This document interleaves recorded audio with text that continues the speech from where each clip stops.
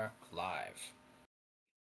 Welcome everybody to the Wartime MMA podcast with Mike, Alex, and Tony. Kicking off our first fight night of the year, even though it's mid-February, damn near. Bautista versus Oliveira. So let's just jump right into it. The first early prelim: Priscilla Cachoeira versus Claudia Segula. It's mid, but it's hard to pick. Most people are actually picking Segula on Tapology. I don't know if the actual odds reflect that. But it's pretty. I want to say it's like 70% are picking Segula, and I don't know 77%. And I don't honestly know why. She's coming off of like a mid win against a mid bitch. Once again, I forget who. I'm looking it up on the fly. Irina Alexeva. And any bitch that wants to vicariously live through Ronda Rousey, they're gonna lose. We're gonna get to that later with more bitches. But Irina Alexeva's mid. Getting a win over her really is kind of mid. Before that, she got TKO'd by Melissa Mullins, which is worse than mid. That's terrible. Uh, Priscilla Cachoeira, she's retarded, but she does knock people out, especially in that division. I think I'm gonna have to pick her to do that. Maybe Claudia Segula can be the better trained fighter and mix in the grappling and outpointer, but there's a lot of bitches that fall victim to Priscilla Cachoeira's power, and this will be no different. Priscilla Cachoeira, I'm gonna say first round KO, some nasty uppercut. She's a dyke. Segula's, like trying to be pretty. That doesn't mesh well. There's a reason, like they don't put men in the same prisons as women. Like, and I think we're gonna see that why. Because if it comes time to fight over like a plate of food or something, there's bitches like Priscilla Cachoeira that can knock all your teeth out of your jaw compared to Segula's pitter pat pillow punches. So I gotta go with the testosterone on this one. Heads or tails, Alex, for Cachoeira. Y'all hear me? Yeah, I'm trying to think which one fits Heads. dykeness more. Heads. Okay, Head. we'll go with heads. Let's see if we can see it. I can't. It's looking Looks like like it looks like I'm picking the Polish bitch. It's tails. tails. Yeah, looks like I'm picking her. Last time I did the coin toss on the channel, it was a successful prediction. So hopefully we could keep it going here. Don't know too much. I just know Cachoeira is a personal dildo for the women's division. So I don't know, man. Normally, I normally do pick whoever's the more manlier woman out of the divisions, but I don't know. I don't know.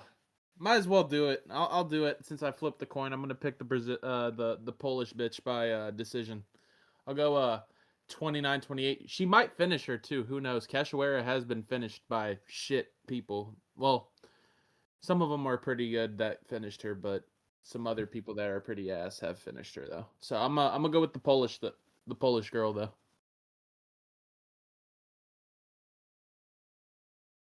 First fight of the night.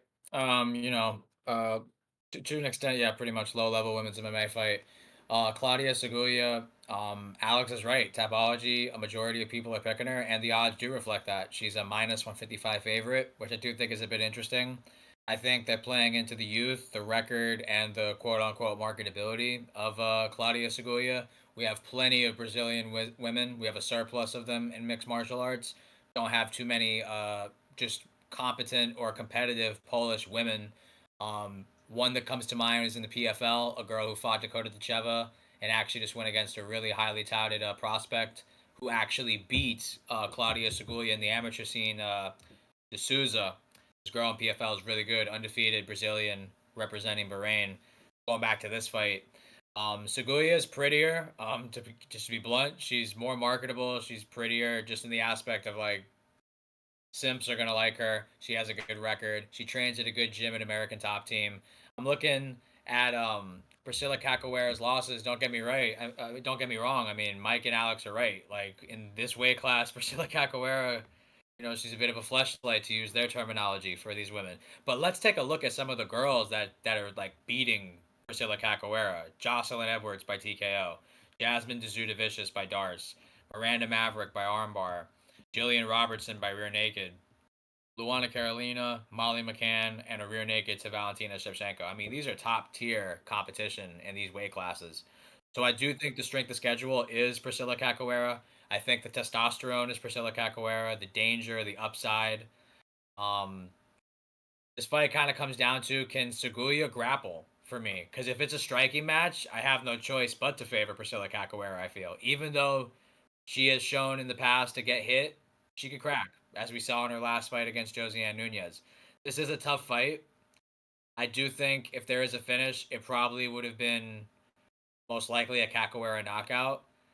But against logic, because logic honestly is Priscilla Capoeira. She's fought better girls. She's got the finishing upside. She's clearly got more testosterone, things of that variety. But I'm gonna side with the coin flip logic of Mike, and I'm gonna go with Claudia Seguya to win a pretty close decision where Capoeira I think is gonna out damage Seguya, but they're gonna just give it to Seguya because she's hot, and that's it. There really is no real breakdown of it. I think Capoeira like kind of has to finish her. I feel like if it goes to 15 minutes, for sure there's a path where Capoeira can just defend takedowns and look good in the striking, but I think if it goes the distance, I think they're going to give it to this girl. So I'm going to go with Seguya by decision in a very close fight, but I do not mind Alex's logic for picking Capoeira at all. She's fought better girls. She's got the finishing upside, got the testosterone. To be blunt, I think she's kind of probably going to get robbed. So yeah, I'm gonna go with a robbery close decision for Seguya. Yeah, I hear that. In a decision scenario, I'd 100% favor Segula. But moving on to the next fight, Muin Gafrov, who missed weight against Jacob Wicklax. I actually had Muin Gafrov picked. I don't know if I'm going to stick with that now that he missed weight. I feel like he's already somebody that kind of gasses out and kind of fights like a retard half the time. And if he's fighting an injury, that'll only exasperate it. Jacob Wicklax's whole style is based off retardation and fluky BS. And, I feel like maybe he can catch Gafrov in that now. Whereas I didn't think he could have before. I feel like Gafrov was he's pretty square, pretty bricky takedown defense. You got to be a pretty damn good takedown artist to get him down. I feel like I don't favor Wicklax's jumping guard and pulling guillotines. I feel like Gafrov could ride those rounds out on top, to be honest. And avoid submissions. And honestly, that was all the Patchy Mix fight was just Wicklax and Patchy Mix stalling each other out. Wicklax won because he was throwing more shots and going for it more. Despite me actually feeling like he kind of lost that fight. I felt like Patchy won 2 rounds clear, third round especially. But Patchy sucks, as we've come to know. Gafrov's nothing special. Maybe fighting an injury, maybe missed weight. I feel like likelihood for a Wicklax random sub just went up.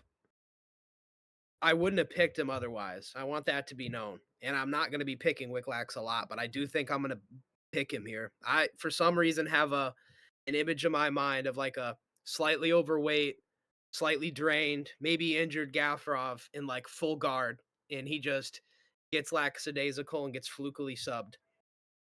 Patchy Mix sucks, but he does have an ability to grapple, and being able to grapple with Patchy Mix in the only UFC fight where he actually tried to grapple, I do think is impressive. Patchy Mix is a big guy. Gafrov's mid. The Rinya Nakamura fight also kind of led me to originally pick Gafrov, but Nakamura didn't shoot. Wicklax, I feel like will actually be scrappier and land more on the feet than Rinya did. Plus, fluke submission chance. I just don't think he's going to be getting any traditional takedowns, and I feel like he's going to be giving up a lot of top control. And I have a hard time picking him here, but I think I'm going to go through with it. I think I'm going to pick Wicklax by armbar at some point. Just some. I'm going to say from full guard bottom. We don't see that a whole lot anymore, but I feel like Wicklax is kind of like a pancrase style fighter where he fights very like old fashioned, kind of scrappy on the feet and opportunistic subs. I'm gonna go Wicklax second round armbar after Gafrov gets a little lackadaisical on top, gasses out a bit and gets sub. I'm gonna say Wicklax sub, but I'm probably gonna pick against him after this. My mic was muted. Yeah. Well, at first I was gonna pick Gaffarov too. I wasn't I wasn't really entirely sold on Wicklax like after the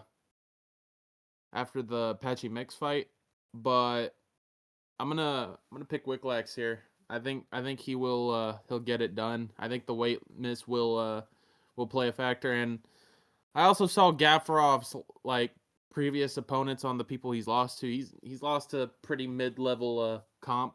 Not over here saying like some of them are like horrible losses, but they're not a good loss for me to pick you against some I wouldn't say young because they're both the same age, but you know what I mean, an up and coming Polish bantamweight. So ah, I'm gonna go with Wicklax here. I think he's gonna do some weird like Dricus Duplessis shit, just like he's gonna do some sloppy shit, and then he'll somehow like finish the dude in the second or third. I don't know. I think bantamweight you might have a Dricus Duplessis in the making here. He's kind of sloppy when he fucking throws punches too. He pulls random shit when he doesn't need to pull. I don't know. He's a for a Polish dude. He is a bit retarded, and there ain't really that many retards in Poland. But I'm a. I think I've yapped far too long about this fucking fight. I got Wicklax sub. Good fight here in the bantamweight division. Jakub Wicklax, Massa. I actually am the guy that picked him in his UFC debut against Patchy Mix. I learned my lesson from the Mario Bautista fight with Patchy Mix. I picked him in that fight thinking he would grapple, and he wanted to strike. And then I thought in this fight that Wicklax, I just felt like he's gonna just go for it more. He's gonna try more submission attempts. He's gonna try to inflict more damage. He's gonna try to just even if he's giving up top control, even if he's giving up like takedowns, he's gonna just be going for shit, and the activity would win him the fight. I'll admit, I could see a path to how you would give that fight to Patchy Mix because he did have a lot of top time, but I do believe Patchy Mix is a significantly better grappler than Muin Gafarov. Muin Gafarov, hailing from Tajikistan, I know he looks like the type of guy that would wrestle and grapple, but he's not. He likes to strike. And that was the reason he was such a big underdog against Rinya Nakamura. The narrative going into that fight was Nakamura's level of grappling should be able to ground this guy, and he would have no problem beating him.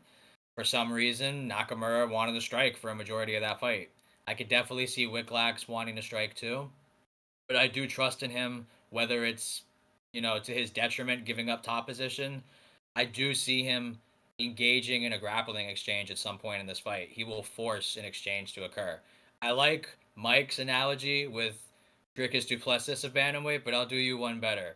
There's a reason I picked him because I saw him at KSW and I know he like he fights, man. I like Wicklax because he's a scrapper. Like you go look at his KSW highlights, he's getting hurt in these fights, but he's still finding ways to win. I think he's bantamweight RDR. I think that's what Wicklax is. I think he's bantamweight RDR. I think he's just his striking is not particularly great. I do think he has underrated kicks. And I think he's gonna take advantage of the weight cut of Muin Gafarov and actually aim for the body in this fight. I see him throwing kicks. I see him engaging in exchanges where they're in the clinch. He's trying to force takedowns. He's trying to force trips. But if he's not getting those, I think he's landing knees to the body of Gafarov, really taxing the gas tank of him, especially knowing now that he missed weight. So I am going to make it a clean sweep as well. I'm going to go Jakub Wicklax. And I really think he can win all three ways, low key. I know he's not a knockout artist, but I could see like Gafarov missing weight, getting fatigued as the fight prolongs, and definitely sub more than KO, I think. But I could see a decision win here for Wicklax, but I'm going to go sub as well. I'm going to go with a second round submission, but it's going to be like Jakub hurts him to the body, and then he follows up with it. And instead of teeing off on him for a TKO, he's going to take his back and he's going to go for the choke. So I'm going to go with a Wicklax second round submission. Clean sweep. All right, moving on to our next fight of the card. Bong Wang versus Eduardo Mora. Remember earlier how I was talking about these hoes trying to get you popular or just maybe stifle some of the greatness that is now seen as midness of Ronda Rousey in her career. I don't know why everybody names themselves Ronda, why that's a nickname. Be the first, you. Like, for all the McGregor Glazers that we've had, nobody comes out with a nickname like McGregor. Like, could you imagine Mauricio McGregor Rufy? Like, that would be terrible. They gotta stop immediately. That shit is beyond cringe. You're not Ronda Rousey, and honestly, even if you were, you'd have a hip toss, and that's about it. Don't forget the Mayweather boxing. But yeah, fucking, it's cringe to me. Eduardo Mora, like her grapple, like she's a grappler. I guess that's it. I don't even think she's a judoka like that. At least that Russian bitch was fucking did judo. Like Eduardo Mora's just like, yeah, I'm Ronda Rousey. It's like, why? Like, it's bad. You know, she doesn't look anything like Ronda Rousey. She looks like a brick. Um, she's a wide girl, I guess. She's strong. She's physical. She's got decent grappling, but she gasses after 2 rounds. She moved up a division, and we figured that was going to help her. It didn't. At least at strawweight, she had a significant physical advantage. At flyweight, she gasses out the same, and she's just slightly less big. Still big, but against Kong Wang, who's also pretty huge for the weight class, she's got real knockout power. She's got an ability to strike. I also don't think she's that good. I don't think you can lose to Gabriela Fernandez if you're going to be some kickboxer that fought Shevchenko and I think won or some shit. But Kong Wang's decent on the feet. That being said, I think she's big enough and physical enough to defend the takedowns. And even if she can't, I think Mora's going to be so gassed in the third round. Like I can just pick Kong Wang to win the third round for sure. I do think Mora could potentially win the first 2 rounds and win that way, but I do think the damage on the feet and all the damage in general will be coming from Kong Wang, and I trust her to either get the first or the second round with that damage, plus the third round on a gassed out Mora, and I think that's enough for me to go 29-28 Kong Wang, even if this does wind up being close. They like the Chinese market. They've been trying to go to China more often. They actually have a China card booked way in advance, all the way in May. We're going back to Macau, so you can't tell me, that isn't lining up like a Wei Li return or a Song Yadong fight or Kong Wang fight if she wins here. May is, several months in the future. So I could definitely see them kind of thinking forward for her to be on that card. We definitely have enough Brazilians, especially enough Brazilian women that think they're Ronda Rousey and people that think they're Ronda Rousey in general. I got Kong Wang 29-28. Yeah. Uh, I'm pretty much in agreement with Alex. I got Kong Wang as well. I think I think she's just a very good. I like her striking. She's for a woman's fighter and not really the best woman's fighter. Her striking's pretty entertaining, and that's coming from me, the man that flips the coins on picking women to win to win fights. But I think she's pretty entertaining. Like I said, I like her striking. She has a win over Shevchenko. People forget, man, she beat Shevchenko in a kickboxing or some shit like that. But it was she's very good despite who she lost to in in one of her previous losses. But you can't win them all. I think she will win this fight though. She would have to be exposed very badly to lose this fight. I think she'll get it done though. I'll go. I'll go with decision. I'll go a Kong Wang decision. I feel like she'll. I feel like it's. I feel like the Brazil Eduarda is gonna try to. I think she's gonna try to wrestle in this fight, and I think Wang will win via damage and shit, where she's just probably inflicting elbows on her or some shit. So we'll see what happens. I got Kong Wang, Wukong by decision. Actually a good fight here in the strawweight division between Kong Wang and Eduardo Mora. From my understanding, Eduardo Mora at a strawweight. No, this is a flyweight. I'm tripping. Yeah, this is flyweight fight. I got confused because Eduardo Mora had fought previously at strawweight. Um, she was a bully in that weight class. I think it was Monstrat, like Ruiz. I think that's who she beat. Like, let me double check that. I'm pretty sure that's who she like bullied, like a strawweight in that fight. Checking it. Yeah, Monstrat Conejo Ruiz. Yeah, she beat her up. I think she missed weight in that fight too. She has good grappling, but in the Lauren Murphy fight in her return to flyweight, I was not impressed. Her gas tank has always been like a concern of mine. I felt like at strawweight she was a real imposing threat, really physical, good grappling, really good finishing upside. But at flyweight, I feel like this is the best weight class in women's MMA right now. Strawweight is not bad, but we saw what happens when the best strawweight in the world comes up to flyweight in Weili Zhang, and what happens with Shevchenko. And bantamweight is just too thin of a weight class. Featherweight doesn't even exist anymore. So I think you have to say, when you take into account um, the champion, the ranked top 15, and even some of the undrafted girls, I think flyweight is undisputed best weight class in women's MMA. Um, I just don't like Mora's gas tank. I definitely see her winning round one with the grappling, but if she doesn't finish the fight from that position, I think conventional wisdom would tell you there's more of a gap in the grappling between Kong Wang and Eduardo Mora because of the Gabriela Fernandez sub.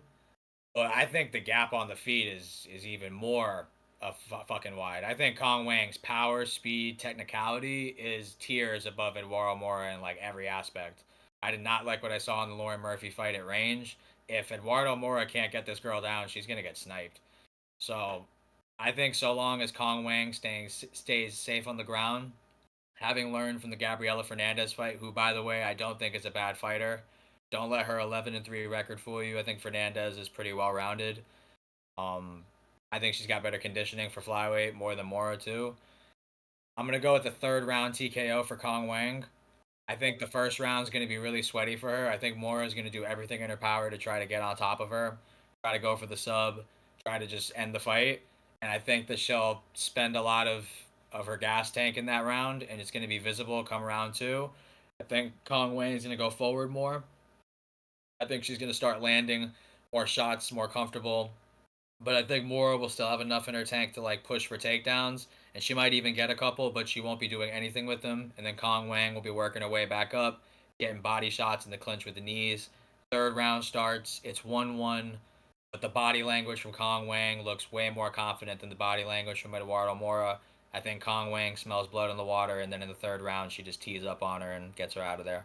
I'm gonna go third round TKO Kong Wang, and an actually really entertaining fight.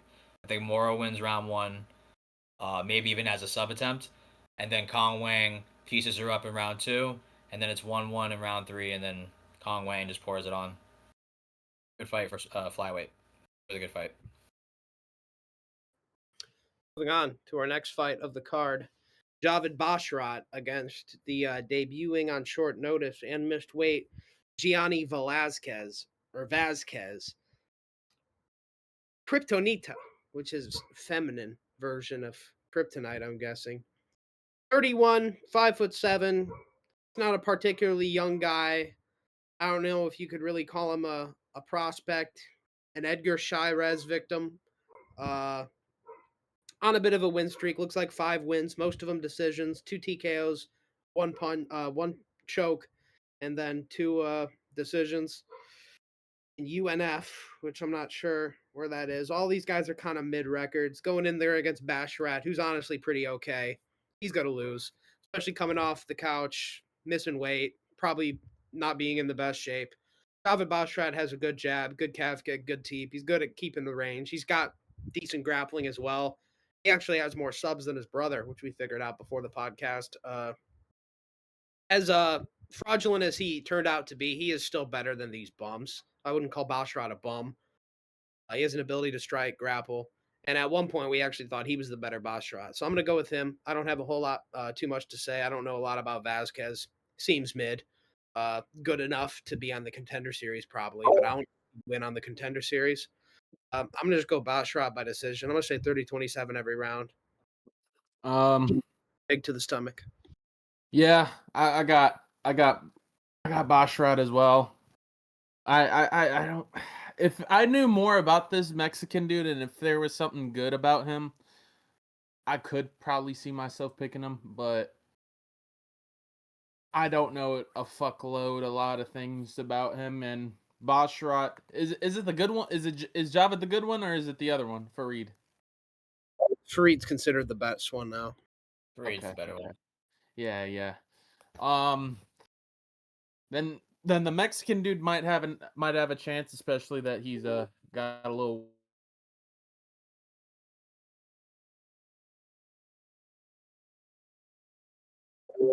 He froze. I think he's gonna join back. My bad. My fucking computer died. Right here. Uh, um, I I got Broshrat. There ain't really anything to say about that. Um, I'll go decision.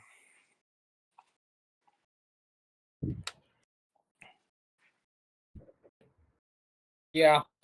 This is not too much of an extensive breakdown. I look at this as a real opportunity for Bashrat, in dire need of a bounce back performance coming off the Ricky Simone TKO loss. He was originally scheduled to face Saeed Nurmagomedov, who would have presented more challenges genuinely than this Vasquez, who's on short notice. I don't know if I would have picked Saeed, but it's far more compelling matchup than this one. To put it in perspective, Bashrat was like minus 150, I think, in that fight against Saeed. Now he's minus 750 against Vasquez. Keep in mind, very short notice, not too much time for prep for Vasquez. That definitely plays a part into it. But even aside from that, just the caliber of fighter Bashrat is, I think he's very well rounded. I think he's got good striking. I think he has above average grappling. He has a lot of submissions in comparison to his brother. I think he realizes he has a far easier opponent and he takes advantage of it. This is a guy who's been in decisions a lot in his career.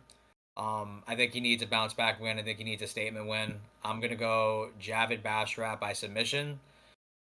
I noticed Vasquez, I think, has 2 armbar losses. Of his 4 losses, 2 of them by submission. I just think Bashrat's the better fighter in every aspect, but I think he needs to get a finish. He has to take advantage of the opportunity that's been presented to him here with a way easier matchup than Saeed. So I'm gonna go. I'll go second round submission. I can see late first, but I'll go second round submission. I just think Bashrat does enough on the feet.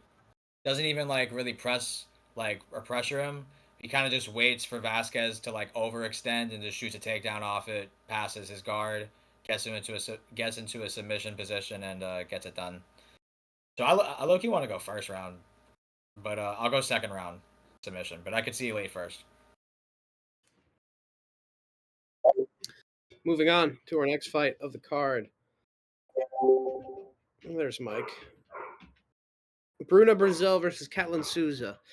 We're back to the Apex, boys. Third mid women's fight. You know how it is. And there's some mid men's fights as well. We're going to get to some real mid.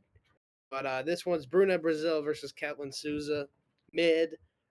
Catlin Souza had I think she beat Yasmin Yargui, and people thought like she was good herself. That wasn't the case. She lost to Angela Hill in a relatively close fight, but hasn't won since, I don't think. Her opponent, Bruna Brazil, if anything, is relatively technically sound, trains with the Fighting Nerds. She's got a good clinch game, which is pretty rare for women. Uh, I honestly just think she's the better trained fighter. She's got the better kicks, the better hands. Catlin Souza has power, and you can pick that to win fights sometimes, especially in women's MMA when one fighter is more of a dyke than the other. And this is one of those cases. Catlin Souza is the bigger dyke, but I'm picking the prettier, less dykey one, Bruna Brazil. Like I said, I think just better trained, has a deeper bag. Catlin Souza's got a big meaty overhand and like a double leg and some like retarded submissions. Like I gotta go Bruna Brazil, just probably decision. Maybe 29-28. I can see Catlin Souza like hurting her some round. Shi Ming was clipping her. Other girls were clipping her. Molly McCann was clipping her. So maybe, but I'm gonna say 29-28. I'll give Souza a round, but mostly I'm gonna have to go Bruno Brazil dominating the fight.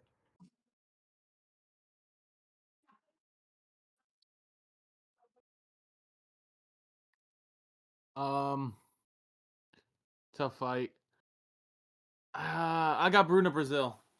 I'll go with Bruna. I think I'll just go strictly off of her. She's probably got the better team, got the better experience and everything. I think I got Bruna in this one. I think she'll get it done. I'll pick her by decision. Women's MMA signature.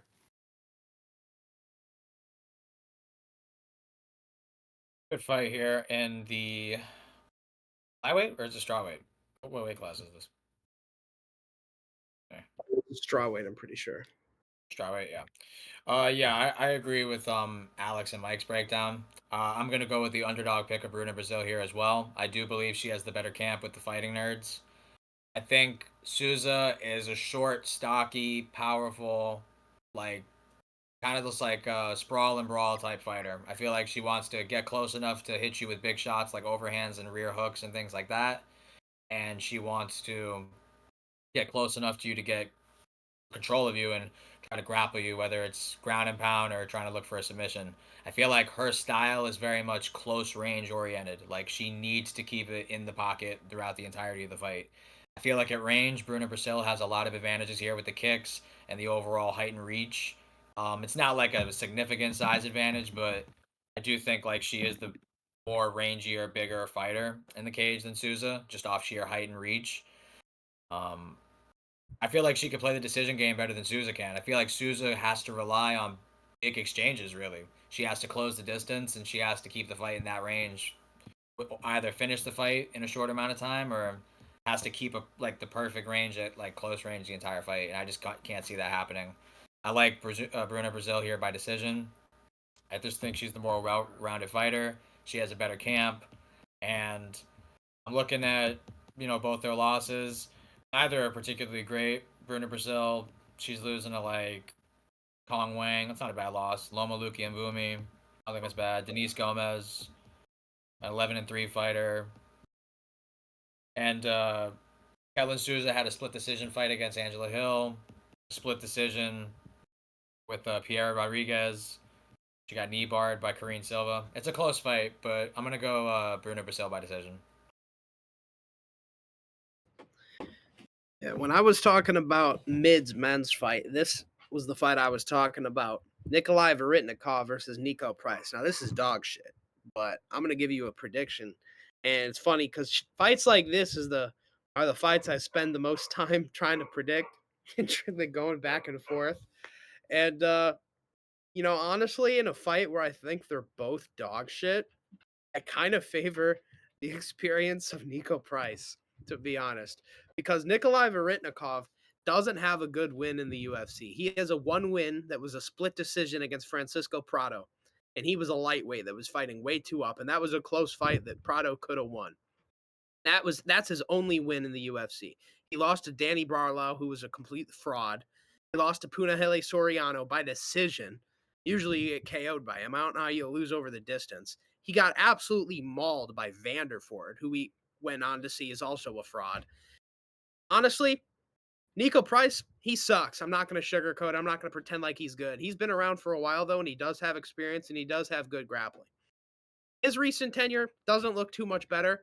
He got smoked by Jacoby Smith, got out grappled for 3 rounds by Themba, beat Alex Morono, though, who's also on this card, who Morono was the favorite. Morono was on a bit of a run. Weird loss to Robbie Lawler, which that shit was weird. And low key, before he got TKO'd by Phil Rowe, he was winning that fight. I feel like I've seen more competitive moments, funny, out of fucking Nico Price against decent fighters. The only fight where Nikolai Varetnikov looks competitive is Francisco Prado, where he arguably loses. I think in this fight where they're both dog shit, I kind of favor Nico Price's like veteran mentality to get it done. We've seen Varitnikov out grappled before by Vanderford. I feel like Nico Price can get a little grappling going. He's scrappy. I don't think Varitnikov is gonna make him pay for that. I don't think Varitnikov is a good striker or great by any means. I don't think he'll KO Nico Price. I'm going to pick Nico Price to mix in the grappling and be scrappy and be the veteran savvy. Against anybody else, I'd pick him to lose, not against Varitnikov. Varitnikov sucks. Despite him being Kazakhstani and them being a relatively good place for a fighter to be from, Nico Price is, I think, better, even at his old age, than Varitnikov. I'm going to go Nico Price. Decision. Ah, tough fight to fucking predict, man. Ah, Varitnikov or Nico Price. You're pretty much asking me would I prefer shit or would I prefer cow shit? Uh, well, am I really gonna pick fucking Nico Price in 2026, man? Am I really gonna do this? Mm, fuck it. I guess we're gonna have to do it, boys. We're gonna pick Nico Price in Big 2026. I fucking guess. Never thought in a million years I'd pick this motherfucker to win, but hey, shout out to Nico Price, man. I guess I'm gonna go with him. Oh man, hopefully he doesn't get fucking killed, bro. Oh fuck. Ah, fuck it. No. He's not gonna get killed. He's gonna fuck him up. He's gonna tard strength his way into a decision. He's just gonna go full tard max. Nico Price, if you're somehow watching this, man, just eat a bunch of fucking shots. Go, act like you're fucking Rocky Balboa in there, and just flip that fucking Kazakhstani up. Yeah, that's all you need to do, man. I think he'll do it. I think he'll tard his way into a decision. I just hope the damage and everything doesn't. Man. Thinking about it, I might overthink my pick here, but for now, I got Nico Price by decision. I'm just gonna say it there before I get second thoughts.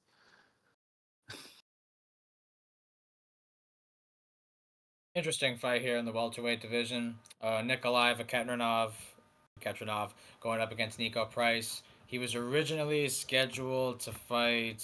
I'm trying to see it now on Topology. Who was he originally scheduled to fight against? Look on the canceled bouts. Viketrinov. Jose Henrique Souza. So yeah, I could see as that's the reason that Viketrinov's favored. They're obviously saying that Souza would have been a more of a tougher fight than Nico Price. I can understand that.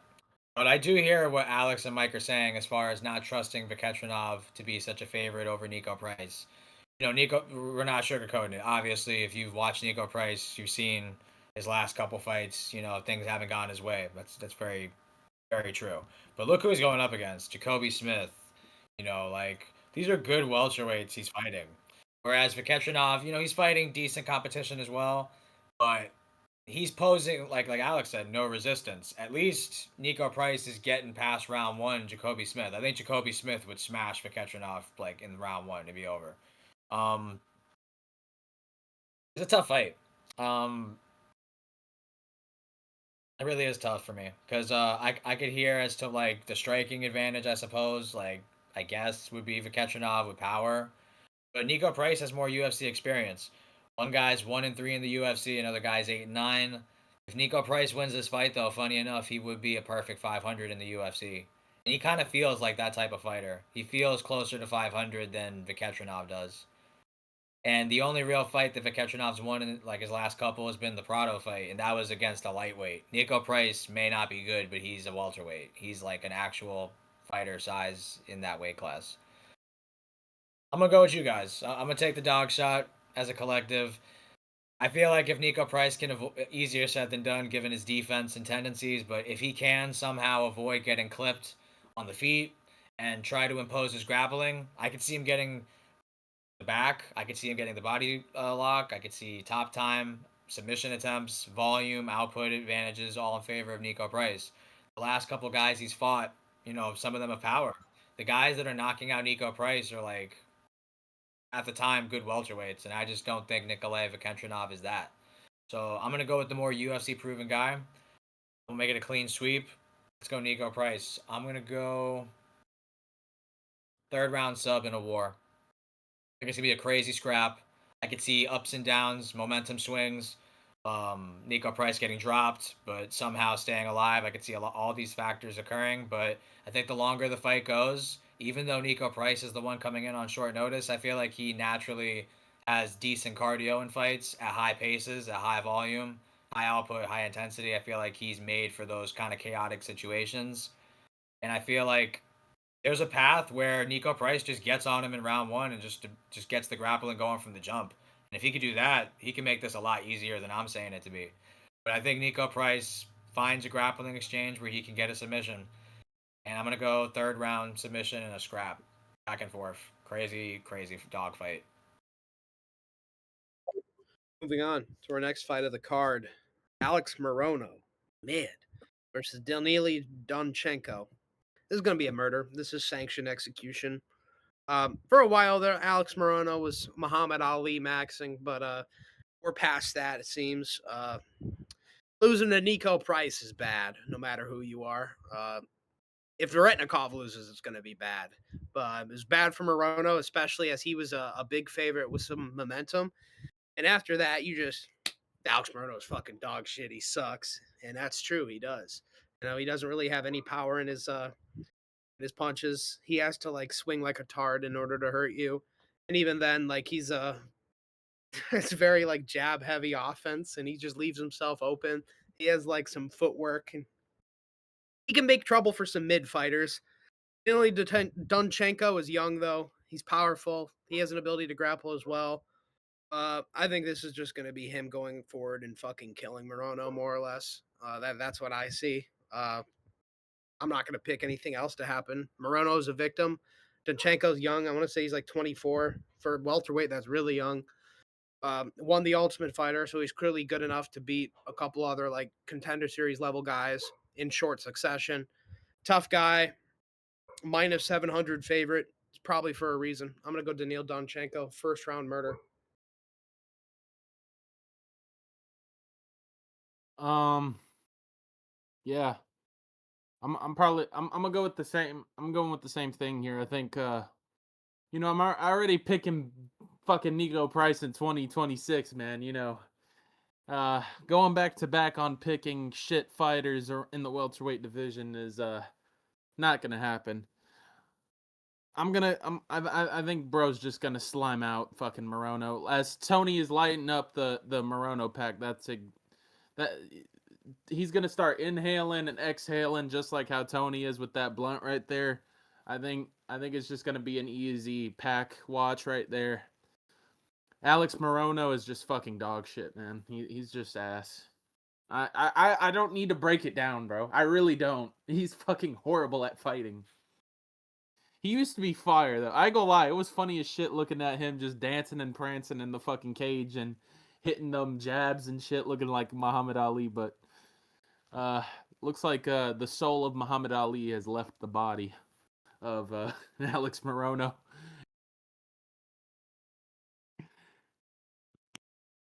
Yeah. Um, I mean, I think Mike and Alex like pretty much said it like best. Alex Morono, like he's seen a lot. 24-12. Clearly a veteran of the game. I want to say he's like a coach, like at a MMA, like a BJJ or something like that. He loves the sport. I get that, but UFC is doing him no favors with this matchmaking. They're giving him this fucking Ukrainian.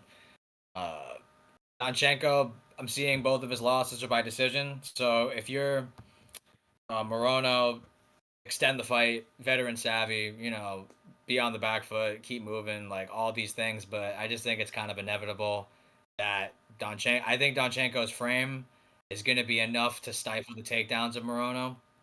I feel like him going forward is also going to help, like just seeing the takedowns coming.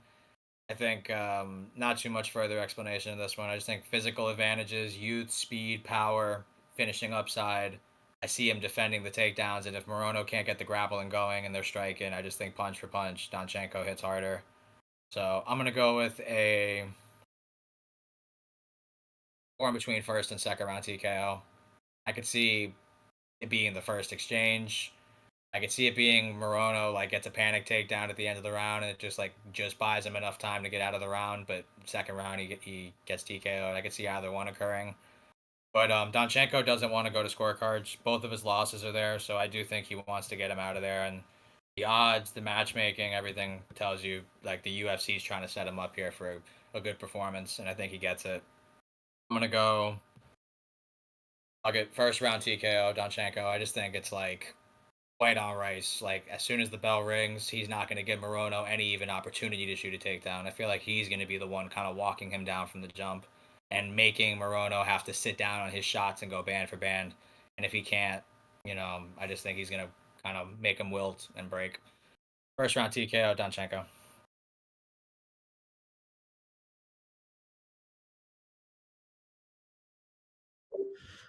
All right, moving on to our next fight of the card. It is Dustin Jacoby versus Julius Walker. Light heavyweights. To be honest, Dustin Jacoby gets rid of most people on the feet that suck. And I feel like Julius Walker coming in on short notice, he did overperform against Alonzo Menafield, but Alonzo Menafield is also kind of shit. Alonzo Menafield is kind of just a big guy that swings punches like a tard, has an ability to grapple, doesn't use it, gasses out really quickly. He can be a hard fight in your debut when you have no real training camp. And I think a lot of people gave Julius Walker that benefit of the doubt after that. He almost won that fight, arguably did. Compared to Umar C, who had a full camp and was a touted prospect, he did a lot better than Umar C. Uh, but that being said, going to the decision with Rafael Cerqueira is a fucking terrible look. Rafael Cerqueira is the biggest flashlight at 205. Everybody beats him, and everybody beats him in under a minute, like dead ass. Like look through his career. It's like first minute KO by Yakayev, first minute KO by Modestas, first minute KO by fucking I don't even remember the dude he did, Ibo Aslan. Like that's all he does, and then you're taking him to a decision. This is a guy who can't survive 2 minutes, and that isn't even over exaggerating. You know, you got to KO him. Dustin Jacoby has KO'd better prospects than Julius Walker. When he KO'd Kennedy, Kennedy was doing better. When he KO'd certain other people that I can't think of, they were doing better. Vitor Petrino, he was a way better prospect than fucking Julius Walker was. And Julius Walker, I don't think is a good enough grappler to really physically outman and outmuscle Jacoby and throw him down and do what he wants. On the feet, Jacoby is a sniper and he lines up his shots. And when he lines up a shot perfectly, which honestly feels like it's pretty often, he gets a KO. It's always the straight right. But the way he sets it up, like you see it, you're like, yeah, he made him pay. Like he's one of those guys, like you'll see a counter and be like, yeah, he saw that. And he knew what he was going to do. And then he did it and he got the KO because of it. Julius Walker is going to be a similar thing, I think. I think he's going to try to strike with Jacoby a little bit. Jacoby's going to find a hole, and he's just going to exploit it and get a TKO. I'm thinking he takes the first round to kind of jab up and kick up and find the holes that he needs. And in the second round, he'll probably plant that straight right and get another TKO KO victory. Julius Walker's a pretty big guy, pretty skinny. Seems like he cuts a bit of weight. So I'm going to go Dustin Jacoby, second round KO, straight right hand. Yeah. I got Dustin Jacoby as well. I think he's one of those names in light heavyweight that is pretty good. Like when you watch Justin Jacoby kick with his striking skills like kickboxing and stuff, he's phenomenal, man. I thought he got robbed against Khalil Roundtree, but different story for another time. I got Dustin Jacoby after all the glaze as you heard. I think he's just very good, man. Way too good. I think he's way better than the dude he's fighting. I think the only way Dustin Jacoby is going to lose this fight is if he does something ridiculously retarded like how he did in the Alonzo Menafield fight, but I don't see it. Alonzo Menafield is shit, but at least like he's got like something to worry about. I don't think he doesn't really need to worry about anything in this fight per se. But yeah, I got Dustin Jacoby. I'll go second round KO as well. I think he's gonna starch somebody.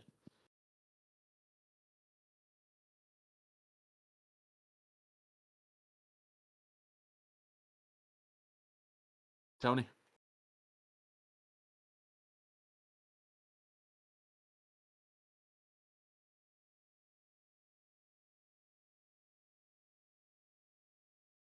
Back. Good fight here in the light heavyweight division between Julius Juicebox Walker, if I'm not mistaken, and Dustin Jacoby. Um, Julius, I picked him in his UFC debut on short. I think it was short notice. It might have been against Alonzo Menafield, but I did end up picking him, and he put up a good fight. It was close, but they gave it to Menafield. Now he's fighting Dustin Jacoby, a guy with a former glory kickboxing career. He's not a bad striker.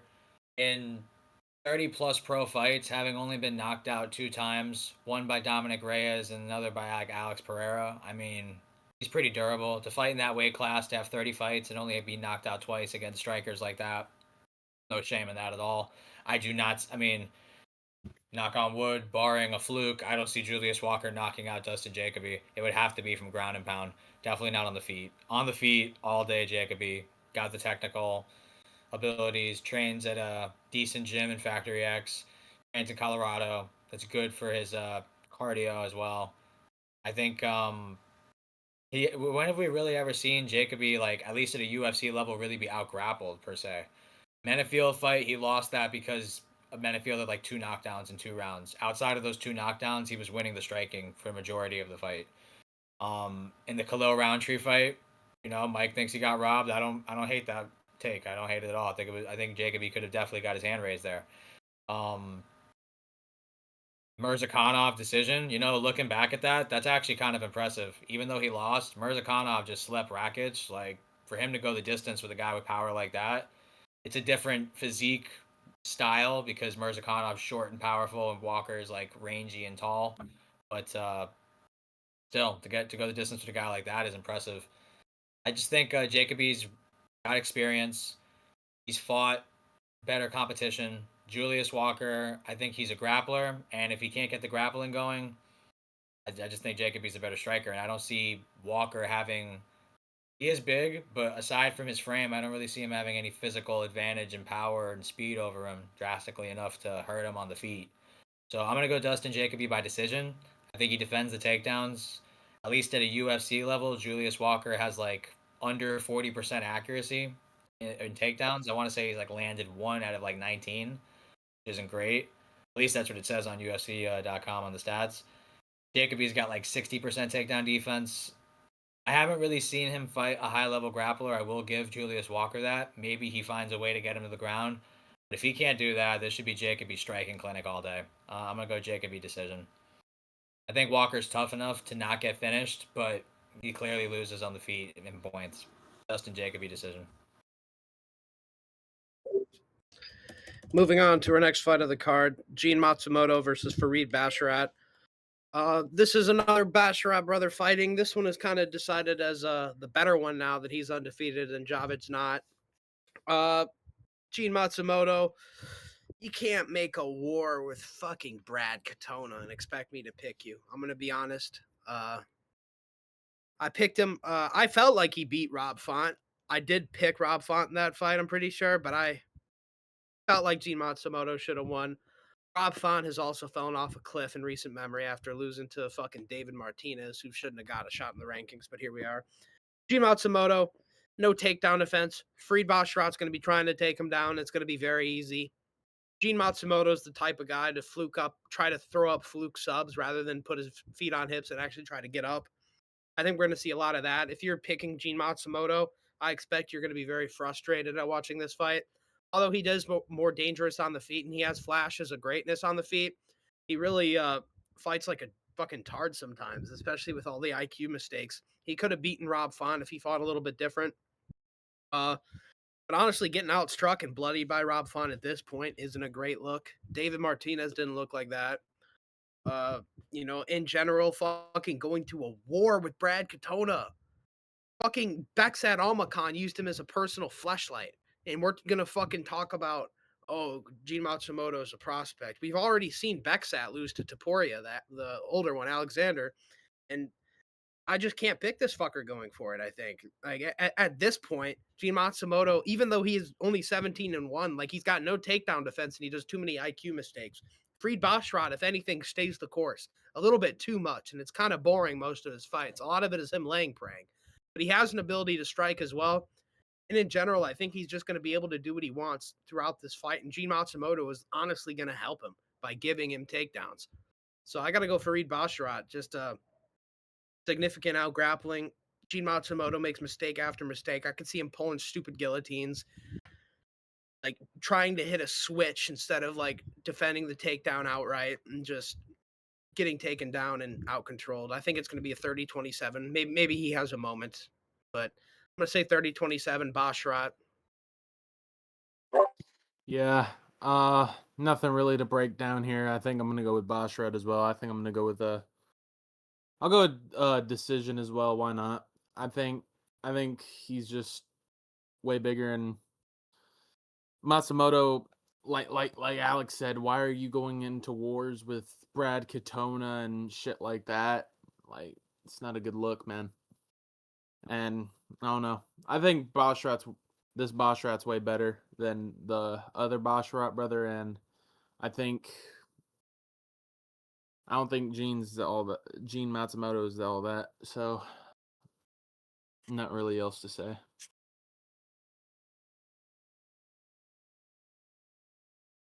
Good fight here in the bantamweight division. Really good fight, honestly. Gene Matsumoto, 17-1 record. I think there might be like a draw or no contest as well. I think it's like 17-1. So, no, he's just 17-1. I'm tripping. Going up against undefeated Fareed Bashrat. It's a really good fight.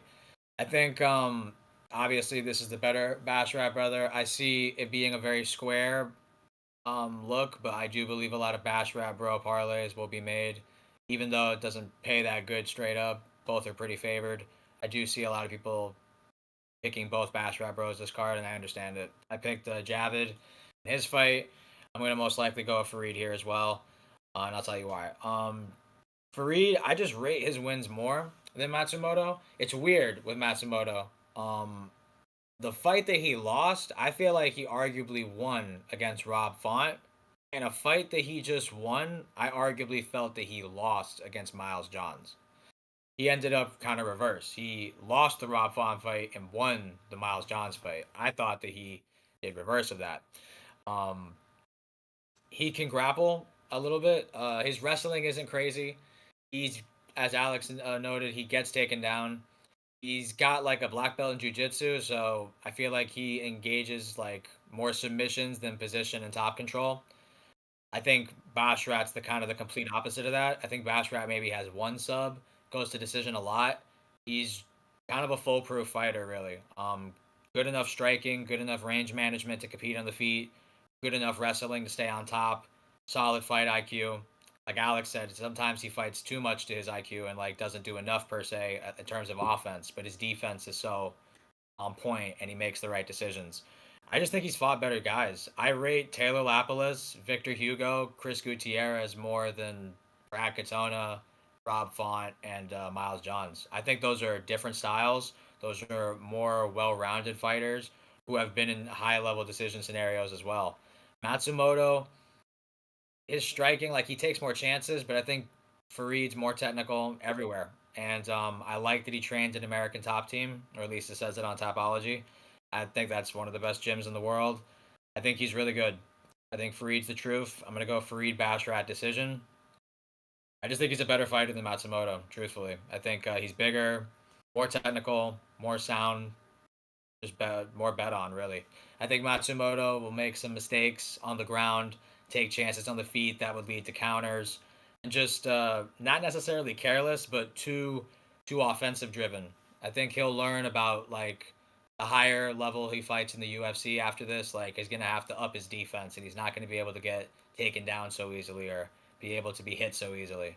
I think Bashrat's going to do enough everywhere. Striking, clinch, grappling, you name it. Decision win for Fareed and still undefeated.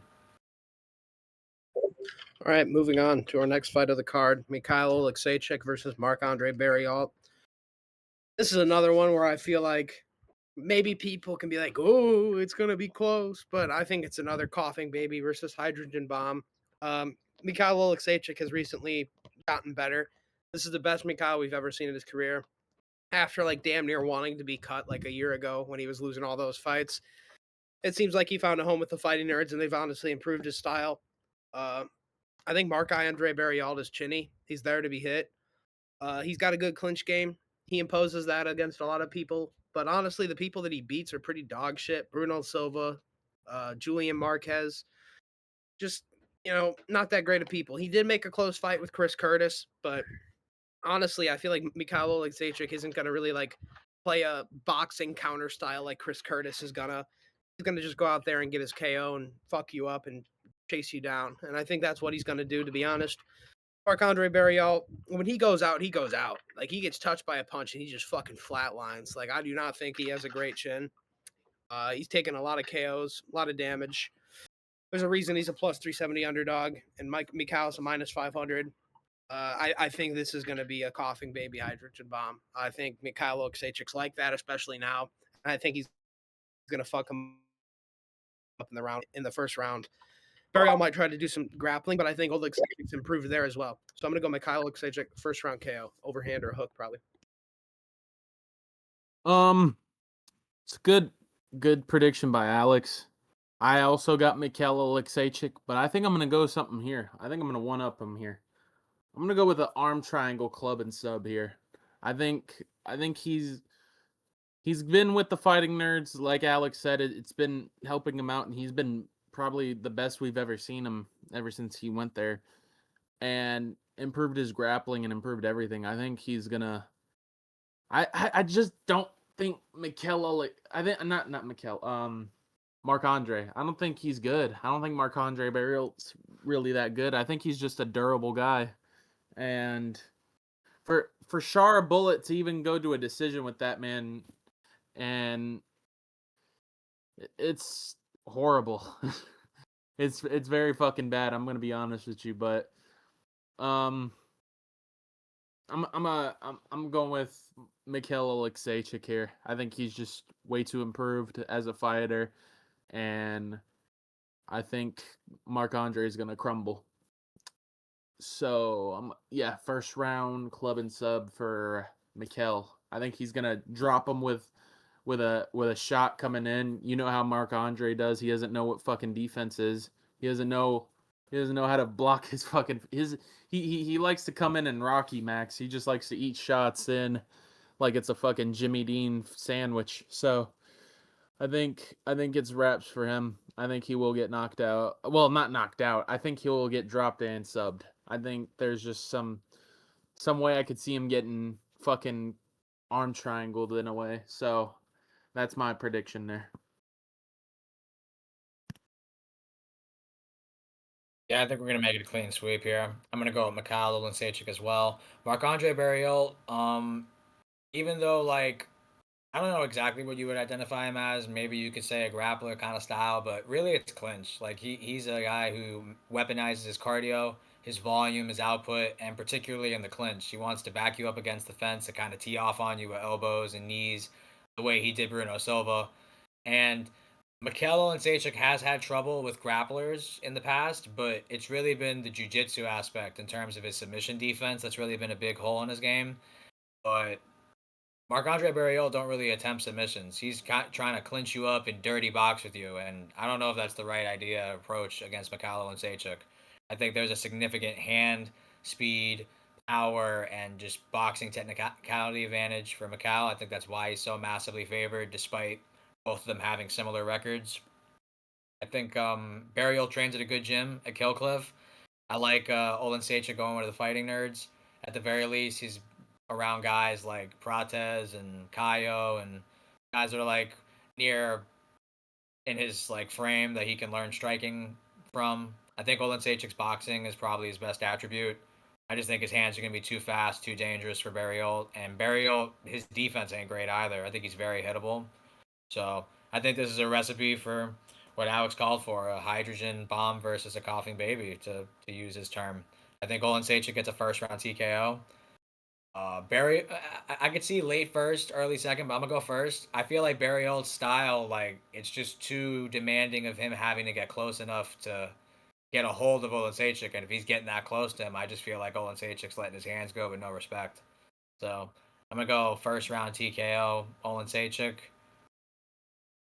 But at the same time, I like his last fight against GM3. I think GM3 is a better grappler overall than Marc Andre. But that fight was over like pretty quickly.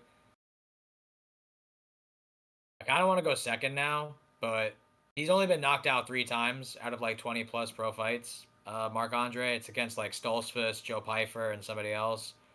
I think it was cheating Nijikwani, but only because I feel like he's a bit more durable than GM3. I'll switch it to second round. I'll go second round TKO Mikhail and Sachik, but in that first round, Andre Barriol at the end of the bell is going to look like he got finished. And then in round 2, he'll actually get finished. Second round TKO, Olin Sachik. All right, moving on to our next fight of the card. Feature fight: Jailton Almeida versus Rizvan Kuniev. Now, this is one with the Nico Price fight that I've been debating back and forth with the most, because I don't really know what to expect exactly from Kuniev. I feel like he does have he's decent enough on the feet, decent enough on the ground. I could see him stuffing the takedowns of Almeida and kind of like Travis Brown elbowing him like Curtis Blades did, or maybe just doing enough damage and doing good enough in the grappling to win a damage-based decision like Volkov did. But I saw a tired fat man in there against Curtis Blades. He couldn't finish a Curtis Blades with no legs. Curtis Blades wasn't even really doing that much, and there were moments where he was battering Curtis Blades with no knees, mind you, up against the fence, and he had no ability to finish the fight or find a shot to hurt him. I feel like, you know what? Almeida knows this is his last shot. He's going to put it out there. I do think Almeida can strike. I just think he's soy. I think he doesn't like to get hit. I think if he gets hit, he can crumble and kind of quit. So if he does wind up striking with Rizvan, especially early, I could see Rizvan getting a TKO. But I'm starting to think that's the only way Rizvan can win, because he just is a fat fucking slob of a fucking gross thing. And I don't like looking at that chest fucking hair and roid sheet, ugly, fat, Dagestani, inbred, like name it. You know, he's probably it. It's just, if he doesn't KO Almeida in the first round, I think Almeida can smudge him out, be more athletic, and honestly just land in the ground and pound. I'm starting to lean Almeida. I wasn't too sure originally. I think Rizvan can win, but honestly, I don't know exactly what to expect from him. If he looks like he's carved to stone and he looks like he's on juice, I'm going to pick him just like that. But I don't think he's smart enough to find a KO shot on a injured Blades that is already up against the fence. And if you can't do that, I feel like you probably won't be able to find a shot on Almeida, who's constantly going to be shooting for legs or using his speed to either step in with a 1-2 or something. So honestly, even on the feet, I'm not so sure that Rizvan is even that great. So I'm going to go Jailton Almeida. I'm going to say decision, mixing in the grappling, landing shots on top, maybe some some sneaky boxing in there. But I'm gonna go Almeida. I know a little bit more of him. I think he knows his job's on the line. You're a feature fight on an Apex, brother, is like a top 5 heavyweight. Like, that is not a good sign. Uh, you got to win this, and you got to win an impressive faction that doesn't make me want to shoot myself. So I'm gonna go Jailton Almeida, even though I doubt him having an exciting fight as a possibility. I do think he knows that he has to win this. So I'm gonna go Jailton Almeida by decision. Uh, You know what? here we Fuck go. that. That fat piece of shit's getting submitted. I'm gonna say 3rd round submission. Anyways, I thought that's why I did this. I thought you were about to switch your pick. I was about to say, come on, bro. Anyways, um, here we go. As y'all know, if y'all are really ball knowers into this channel, y'all know I'm very good at picking Jailton Almeida fights. I'm good at picking him and picking against him. And I think I'm not going to risk my undefeated record at picking against him. I'm going to do my undefeated record at picking him. I think I will pick Jailton Almeida to win this fight. I think he will finish the fat blob and Kuniev. I just don't think honestly, Jailton is good when he fights fat people, but when he fights like honestly, if he was fighting like an Ante Deliha, I'd pick Ante Deliha to finish him. I'm being honest with you. I think Ante Deliha beats him. I think if you have to be, I think you have to have somewhat of an athletic shape to beat Jailton Almeida. I think if you're too fat, you're out of it. You're out for the count. Jailton Almeida is probably gonna first round or second round sub you, and that's my prediction. I think he's gonna finish him the first or the second. I don't really see anything that makes me wow me in Akuniev. Like Alex said, like he couldn't even take an opportunity to beat a Curtis Blades that was injured, and that's not a good look for me. So if you're elite, you beat Curtis Blades. That's all I'm gonna say. everybody that's elite besides Sergey Pav. Well, Sergey's still elite. I don't give a fuck. He's still a good fighter for in heavyweight. But you know what I mean. If you're elite, you beat Curtis Blades. That's simple as that. And I'm going with Jailton Almeida. I think he will. I think he'll get it done first or second round sub.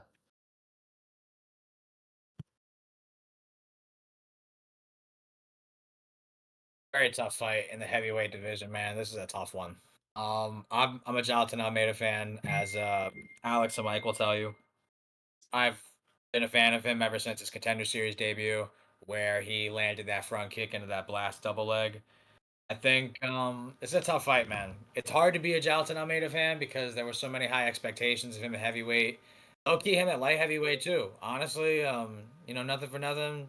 If he would have stayed at 205, I feel like he's actually kind of an interesting matchup against Pereira. But that's a conversation for another day. There was very high expectations of him going into the Curtis Blades fight. If he would have won that fight, I think he would have been very much inclined for a title shot right after that. And he fumbled the bag in that one. He got TKO'd, and he's had performances in the past where he could have potentially got a finish. The Derek Lewis fight doesn't look good.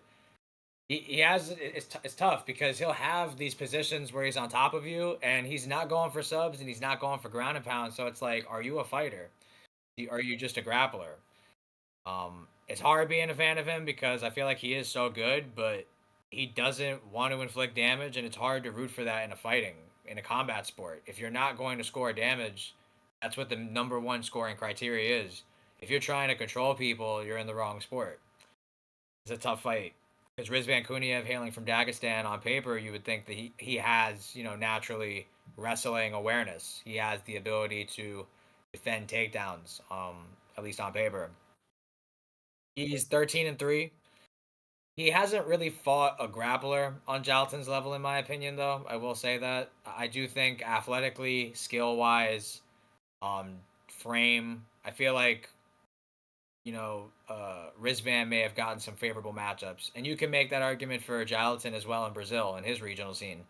But Jalton has been more proven at a UFC level with his grappling. Even though he lost to Curtis Blades, we've never seen someone ragdoll Curtis Blades like that. Rizvan Kuniev arguably beat Curtis Blades.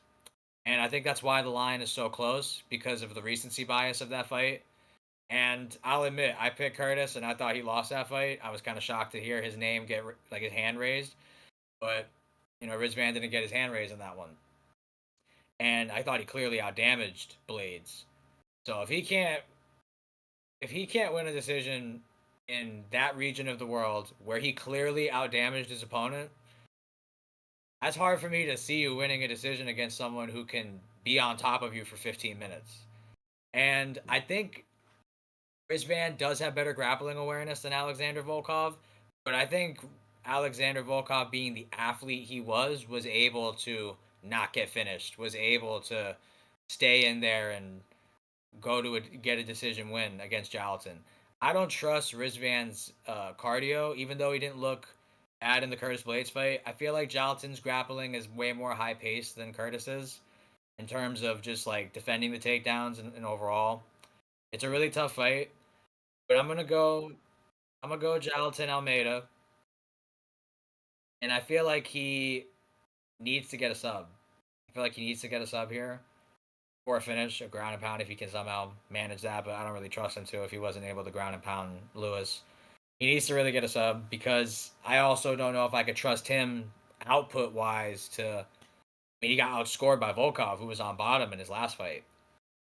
I'm gonna go with Jalton. I think he gets top time. I think he gets submission attempts, and the judges will actually reward submission attempts for once. I'll go late.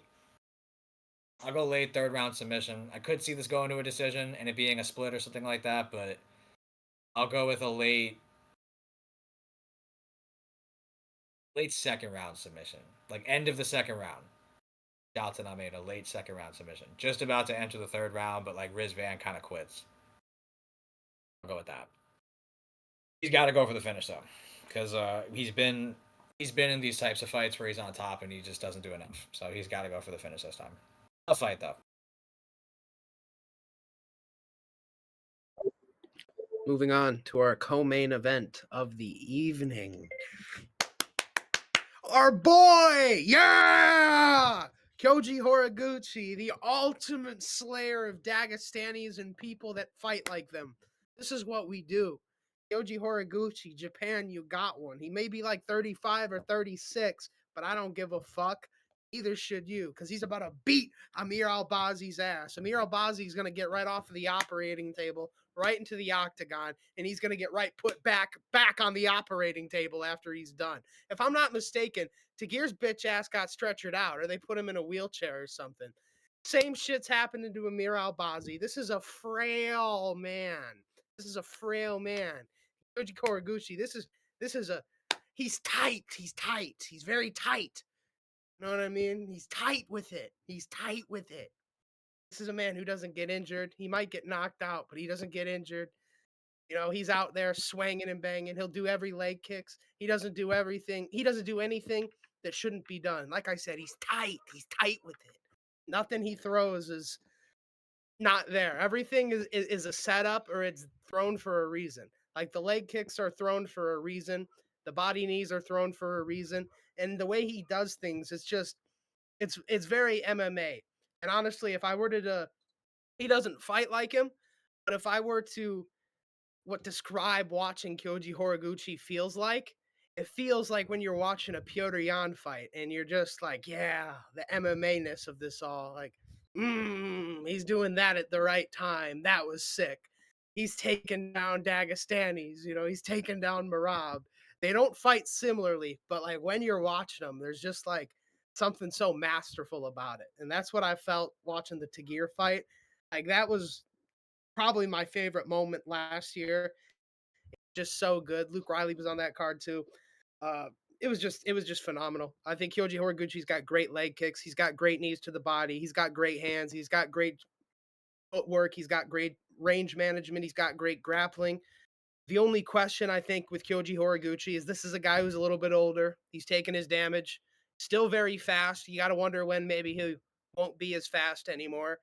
And if somebody catches him on the chin. He's been caught by fast strikers with no grappling ability like Kaya Sakura, who can hit hard and hit fast. Amir Albazi can't do any of that, though. That's why we're all so confident. That's why we are picking Kyoji Horiguchi to mop the fucking floor with the mop that is called Amir Albazi. It is going. I'm excited. It's just a shame this is in the Apex because Kyoji deserves a crowd. He deserves people cheering for him because people would be cheering for him. Amir Albazi, I think, is going to get TKO'd. I'm going to say third round TKO. I think that's when he submitted Tagir. He beat his ass, and then he finished him in the third round after just taking away his legs, taking away his body, and eventually clipping him on the feet and getting him down and then subbing him.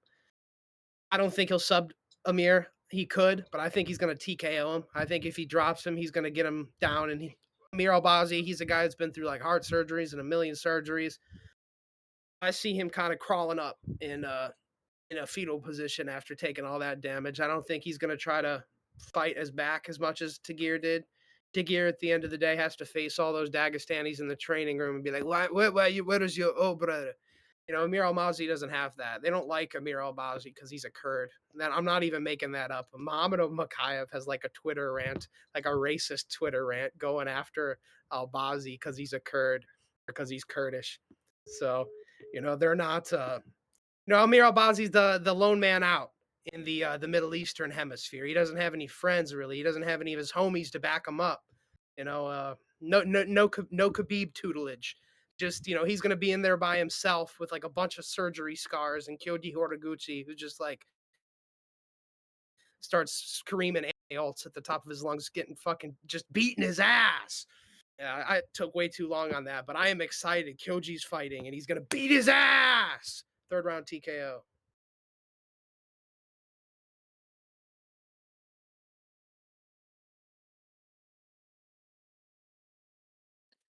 I'm back. Sorry, Alex was yapping so long I went to go make popcorn. No, I'm playing. I do agree with everything he said though. He Kyoji's very good. I think he's very good for the fucking division. Honestly, I didn't really hear too much about what Alex was saying. Most of it was just about I think he was talking about playing Operation with Amir Albazi or some shit like that. I don't know. Maybe I'm adding an insult to injury on Amir. I do think Kyoji Horiguchi will play Operation on Amir Albazi. I think it's not gonna be a good day for that man. Kyoji is I think Kyoji's too good, man. I think he's too good, and Amir is getting pieced up by a Brandon Moreno that is we'll say he's like the New York Jets Sam Darnold, if you will. Like the man is just seeing ghosts out there. He's not really hasn't really done fuck all since the Figueiredo fights, and kind of afraid of hurting people. And if he's hurting you, Kyoji's gonna have a field day with you. Um, I'm not really gonna have a long segment on it. I think Kyoji's just gonna catch a fucking body, and I'll go. I'll go second round. I'll go second round KO, or maybe a first. Who knows? I think it will be an easy night for Kyoji Horiguchi.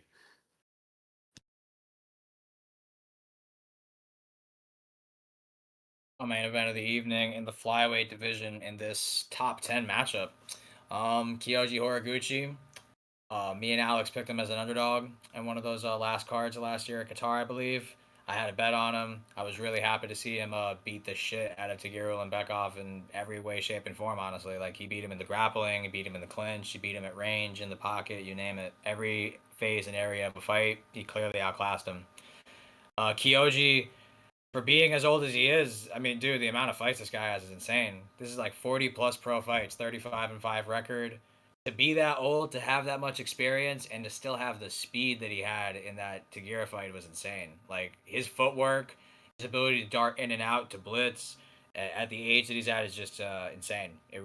I do hear what Alex is saying. It's reminiscent to me of like Jan and Volk when I watch Kyoji fight in the aspect of maybe not success, but just in terms of how calculated they are with every aspect of a fight. Even so much is down to feints and movement. Like they're very calculated in everything they do. They don't do anything just to do it. It's a setup to something. It's a link to something. It's like a puzzle they're solving, and you kind of watch it live. Um, the only last flyweight to beat Kyoji is Demetrius Johnson, if I'm not mistaken. He has sustained some losses, but those were at bantamweight. At flyweight, this guy's been elite for the last like 12 years. Now he's back in the UFC.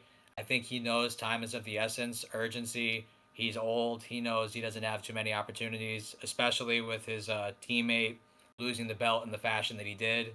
He never could have saw that coming, but still, like he knows I gotta win now.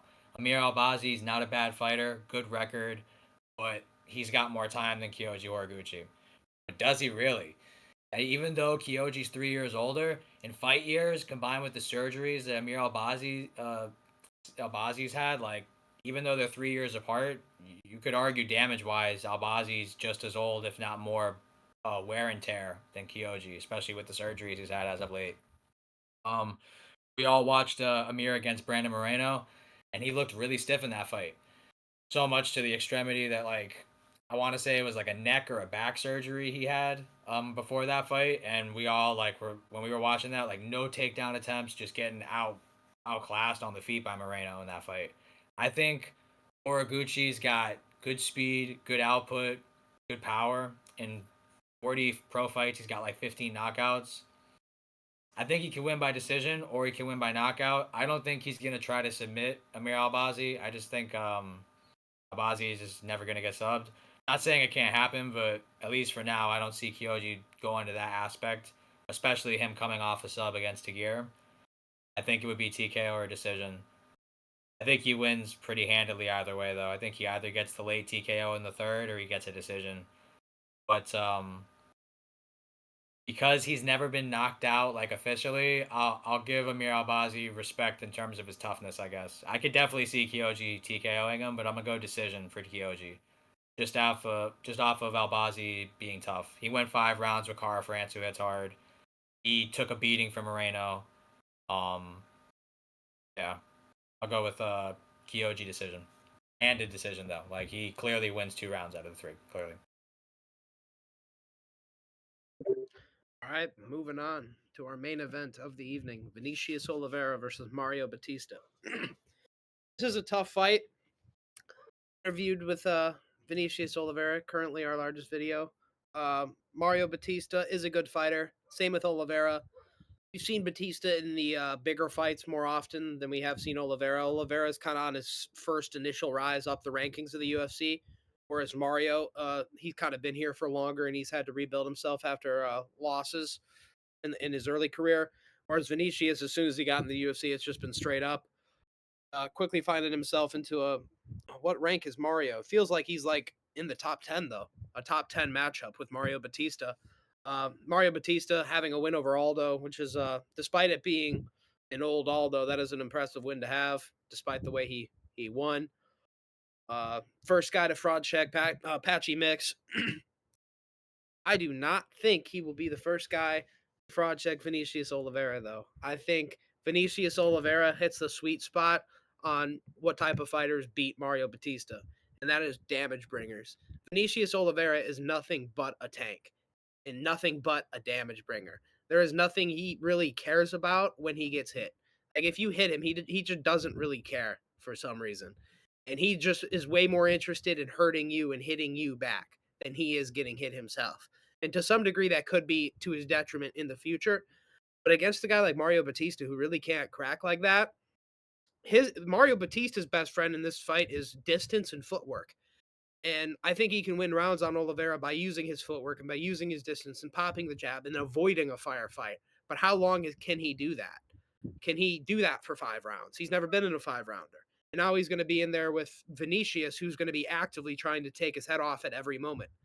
Vinicius Oliveira is another guy where I feel like you can kind of write off anybody taking him down, at least for a while, or really effectively doing it just because of his stance. He keeps his hands really low to his waist, which once again, it does make him hittable in some regard, but that is perfect for defending takedowns. We see a lot of people that have their hands lower are better at defending takedowns than people that keep them high up into a high guard, despite like Piotr Jan, but that's just because he's the GOAT.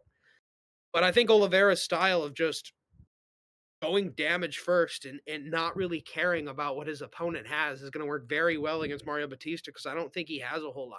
I don't think he has the grappling to the ability that he's going to be able to just ragdoll Vinicius and take him down and lay on him. I don't think he's stronger than Vinicius that he'd be able to do that either. I don't think his jiu-jitsu is good enough to sub Vinicius. And I don't think he hits hard enough to KO him. So he's going to have to be on his P's and Q's for 5 rounds and not get hit against somebody who really doesn't care if you hit him. And he's just all about hitting you. I like that style against Mario. Vinicius, I think, wins. First round KO. He's going to be able to be hit. But once again, it just doesn't matter. When he hits Mario, it's going to matter. When he hits him, he's going to get wobbly. Looking at Mario, he just doesn't strike me as a guy with a great chin. Pretty skinny. Kind of like a I don't know. His face just reminds me of somebody that can get shinned. I feel like he's always got like a bit of sunken in eyes. And despite Vinicius cutting a ton of weight, he always looks pretty refreshed on fight day. He seems like he bulks up pretty quickly. He says himself he doesn't know how long he's going to be at bantamweight, so maybe that's a red flag. But I'm going to go Vinicius this fight. I just don't think Mario is going to be able to hurt him, and I think when he hits Mario, it's going to hurt almost every time.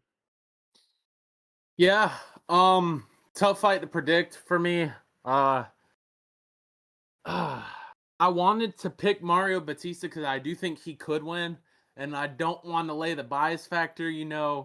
Interviewed Vinicius Oliveira, highest viewed thing in our channel, but I can't, man. I just saw this man get fucking spinning elbowed by somebody, not and there it's something that Vinicius Oliveira could do. Vinicius Oliveira he's a marauder, man. Like that's literally a Joe Rogan-esque thing that he would say. I could so see that motherfucker breaking down the fight and being like, he is a marauder.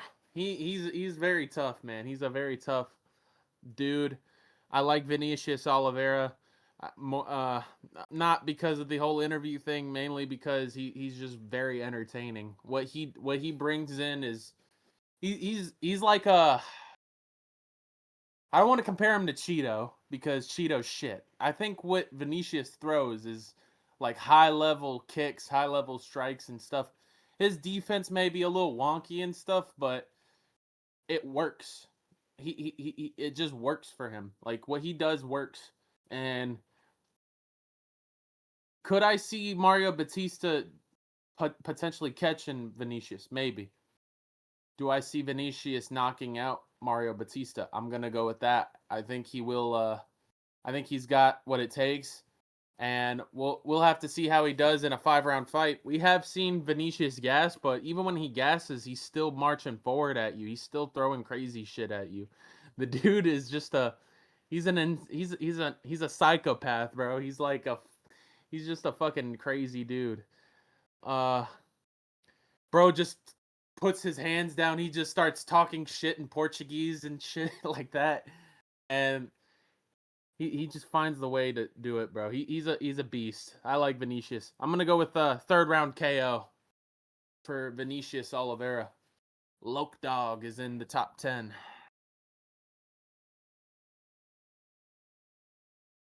Main event of the evening for the non-casual fan, so to speak, for the quote-unquote hardcore. I feel like this is actually a really good main event in the bantamweight division. It's a clash of styles. These are, regardless of how you view either fighter, neither really retreats when they're getting their type of game going. Um, I know Mario Batista has been labeled as boring in the past, and people hate on him for the Jose Aldo fight, even though I thought he definitely fought more of an entertaining fight than, like, say, Merab Dvalishvili, who won in a similar kind of game plan. Um, aside from that, Mario Batista's not a bad fighter. He's a guy who's paid his dues. 10-3 in the UFC. He's experienced loss early with Corey Sandhagen. I think that was his debut fight, and then he got knocked out by Trevin Jones.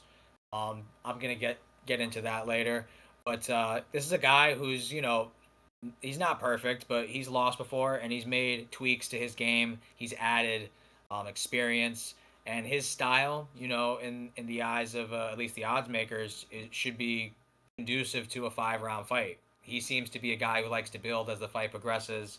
Good output, good volume, well rounded. Um, Pretty good. That's Mario Batista, and he went on an 8 fight win streak before that Umar Nurmagomedov fight, where he had wins over Jose Aldo and Patchy Mix. Not the best wins, but wins nonetheless. As for Vinicius Oliveira, undefeated in the UFC, I feel like he's done his job and more. Got a really good knockout in his debut against Bernardo Sopaj, who was really the last guy to effectively kind of wrestle him. Then he has a really good fight against was it Saeed or was it Ricky Simon? Which one was first? Ricky was first. Ricky. Ricky was first, yeah. He had a really good fight against Ricky. I want to say, I could be wrong, but I do think he was the underdog in that fight. They Yes. both fought Rick. Yeah, they both fought Ricky Simon. I genuinely believe Vinicius Oliveira's performance against Ricky was better than Batista's. Batista clearly beat Simon too, but there was some blood on his nose. Simon was landing. And then Vinicius went into a hostile environment and territory against Saeed Nurmagomedov and clearly beat him. His takedown defense looks good in these fights. His striking looks effective. He's able to compete in, like, a lot of areas of striking as well. He can go kick for kick. He can go punch. He's physical in the clinch. It's hard to take him down. Alex said it best. He is a tank. And, call it bias or whatever you may. Yes, we did get an interview with Vinicius. And that's because we think he's a good fighter. This is a guy who has 25 plus pro fights. He has only 3 losses. Granted, he has been finished in all 3 of those losses. But he's made improvements in his game as well. He's fought in multiple promotions from Brazil, the Brazilian regional scene, all the way to UAE. And I think that's a good promotion to fight at. He's getting different kind of styles, and he's seen a lot of different things. I feel like Batista, he needs to mix in the grappling. He's got to compete on the feet. He's got to have kind of a perfect game for 25 minutes. It's hard to do that against someone as physical and as willing to go for the finish as Vinicius is. I think it's a dangerous fight for him. I'm gonna go with Vinicius Oliveira. I am biased. Call it whatever you may be, but Mike and Alex will actually tell you I've been higher on Mario Batista than more people would say. I regret not picking him in the Patchy Mix fight, but I thought Patchy Mix was going to grapple in that fight, and that's why I picked against him. I was wrong to pick against him there, but I was right to pick against him in Umar. This is a bit of a step down compared to Umar, but I'm looking at the bantamweight top 10 right now. I think Vinicius Oliveira has a really good fight with a lot of these guys. The only people I would for sure be okay with Vinicius being an underdog too would be Jan. Out of respect, Marab, Umar, and O'Malley. O'Malley. Yeah, I'll give O'Malley the edge over Sandhagen just because I think there's more of a knockout potential for sure with the O'Malley side. But I think Oliveira has a good fight against the Sandhagen, has a good fight against the Song Yadong, has a good fight against Ayman Zahabi. I think he beats a lot of guys like 5 through 10. Those four I named are the only guys I'd be comfortable with him being an underdog to. I think the line is in favor of Vinicius. A lot of late money's coming in on him, and I get it. But neither of these guys have been 5 rounds in their careers. But at least in UAE Warriors, Vinicius had 2 camps set up for a 5 round fight. Neither fight went the distance. He got finished in one and he won the other one, but at least he did a 5 round camp. This will be Batista's first 5 round training camp. Not that that's going to be like the decisive edge, but at least Vinicius has some 5 round camp experience. Um, I feel like to beat Vinicius, you're gonna have to hurt him. You're gonna have to earn respect for him to stop walking forward. You're gonna have to set traps. I think there's a significant gap in striking between Vinicius and Patchy Mix. I don't care if you want to say they both get hit. Vinicius is way more dangerous on the feet than Patchy Mix. Way more variety in the kicking game. Uh, way more power in the hands. Way more willingness to trade. I think Vinicius is a fun, well-rounded fighter, and like I said, I think only Jan, Marab, Umar, O'Malley should be a favorite over him. I think he should be pick 'em at worst against everybody else. I think he has a really interesting style. So I'm gonna go Vinicius Oliveira, and I'm gonna go 3rd round TKO. I think this is gonna be a fun fight. I think Bautista has to win the first round early to set the tone. Like that I'm gonna have to have this finisher kind of chasing me around, and so I can hit him. If Vinicius wins round one, I feel like Batista's gonna kind of have an uphill battle, especially if he can't get the grappling going. If he can't get on top of Oliveira, now they got to strike. I think Vinicius hits harder. I think he kicks harder. I think he could take Batista's best punch on the chin. I'm not so confident that um, Bautista could do the same. And I know Vinicius has been knocked out by punches before, so I may eat my words, but I just feel like his confidence, the momentum he's on, the experience he's had, this is a fighter who's coming into his prime. And I think he recognizes the opportunity he has in front of him. This is a lot of people are thinking this is Mario Batista's coming out party, but I think this is Vinicius's. I think this is the fight that gets him to the mainstream and gets him bigger fights going forward. I'm gonna go 3rd round TKO Vinicius Oliveira in a scrap. And that will do it. Our fight night, Vinicius versus Batista fight night predictions. Peace.